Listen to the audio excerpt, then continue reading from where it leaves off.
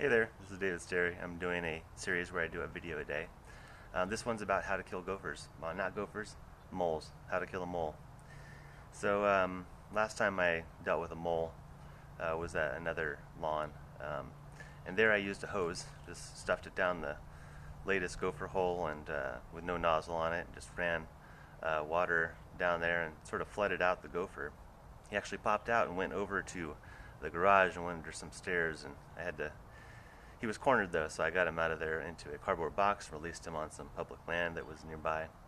Um, in this case, I tried to, we had these mole mounds popping up maybe a month ago, a few weeks ago, like one a day, and we cleaned him up, and he just kept making them. So tried the hose thing again.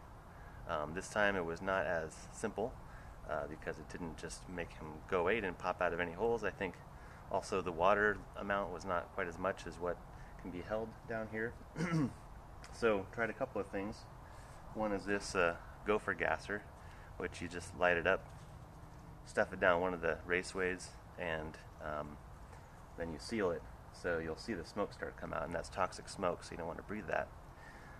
But anyway, I tried that, put it in, plugged the hole. It was like right over here somewhere, and the next day there was a new mound, so it was almost like that didn't do it. Maybe it didn't gas enough of the gopher holes or whatever, the mole raceways as they are.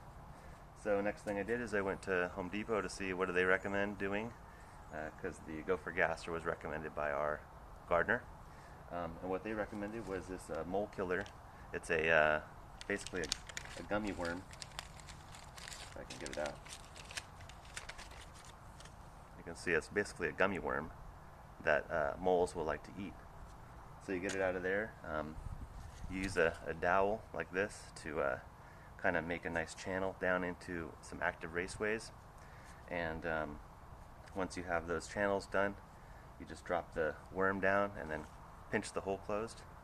And then, after I did that, I put it down 3 different ones.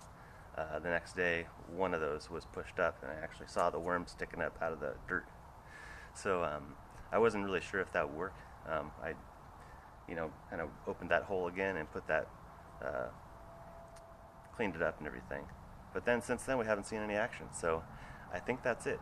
It's been a couple weeks, or a week at least, since the mole had showed any activity. So I think he's deceased down here, and hopefully a sign to any other moles not to come here, to move on to greener pastures.